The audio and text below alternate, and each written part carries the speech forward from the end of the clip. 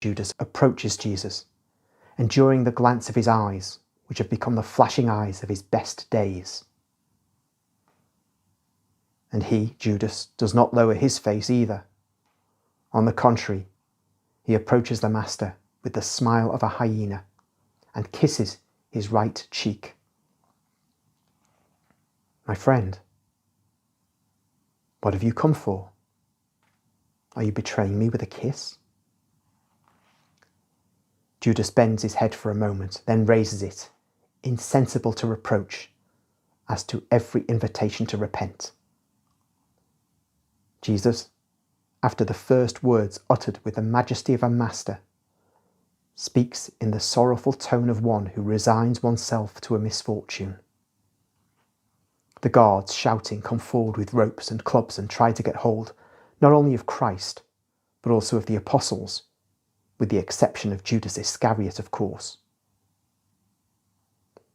Who are you looking for? Asks Jesus calmly and solemnly. Jesus the Nazarene. I am he. His voice thunderous. Before the murderous world and the innocent one, before nature and the stars, Jesus bears this clear, loyal, certain witness to himself. I should say that he is happy to be able to bear it. But if he had thrown a thunderbolt, he could not have done more. They all fall to the ground like mown sheaves of corn. No one remains standing except Judas, Jesus, and the apostles, who take fresh heart again at the sight of the overthrown soldiers, so much so that they approach Jesus, threatening Judas so explicitly that the latter makes a leap just in time to avoid a masterly stroke of Simon's sword. In vain pursued by the stones and sticks thrown at him by the apostles, not armed with swords, he escapes beyond the Kidron and disappears in a dark lane. Stand up. Who are you looking for? I ask you once again. Jesus the Nazarene. I've told you that I'm he, says Jesus kindly. Yes, kindly. So let these others go. I will come. Put away swords and clubs. I'm not a brigand. I've always been among you. Why did you not arrest me then? But this is Satan's hour, and yours.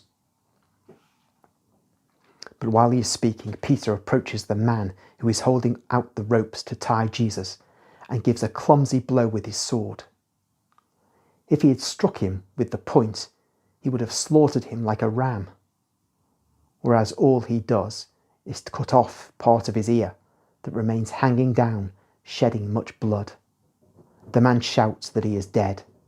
There is chaos because some want to come forward, while some are afraid, seeing swords and daggers shine. Put those weapons away. I order you to do that.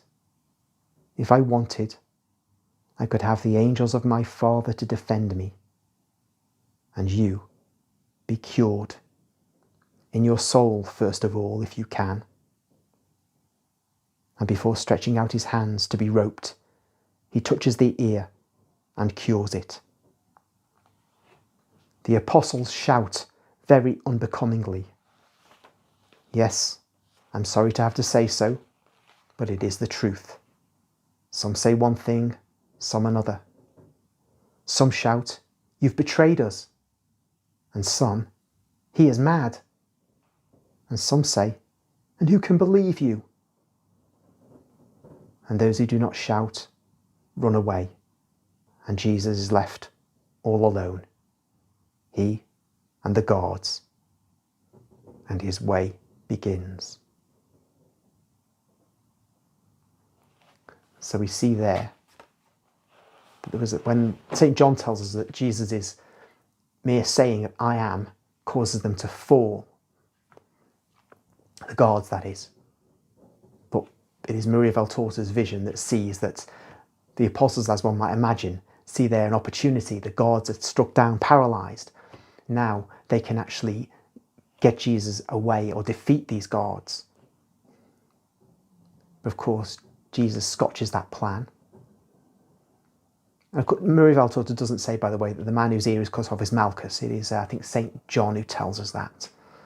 I can be corrected if I'm wrong. But we have that very sad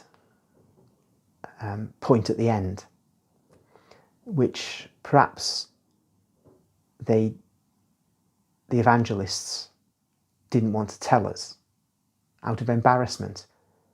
And we're told actually that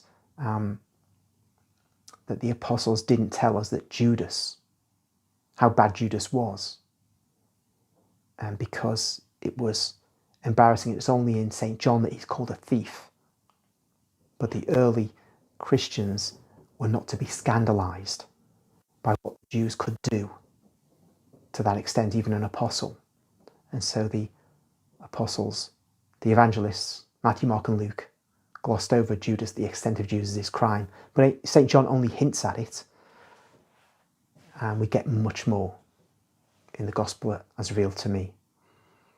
But here, just as you get the sense, as you hear that the apostles are saying terrible things to Jesus, they're accusing him, questioning him as being who he really has said he is. We don't get the names of them. But that's not in any of the Gospels. And one can see at work a human instinct. This can't be written. This is too embarrassing. This is terrible. We stooped to the depths here. And though one can say we were stupid, we were slow to understand, we were cowardly, we can show we were cowardly because we can show we ran away, but to repeat the things we said at the moment of Jesus' arrest is just too difficult. And even Maria Valtorta doesn't say everything that they said at that traumatic time. But we get a flavour of it, and it wasn't very nice. When you read Maria Valtorta's visions of Jesus resurrected and appearing to the apostles, and how frightened of him they are, and how embarrassed and ashamed they are, one can understand by reading this. Not just them running away, that's something as well, but this particularly, the way they behaved before they ran away from the Garden of Gethsemane. Food for thought.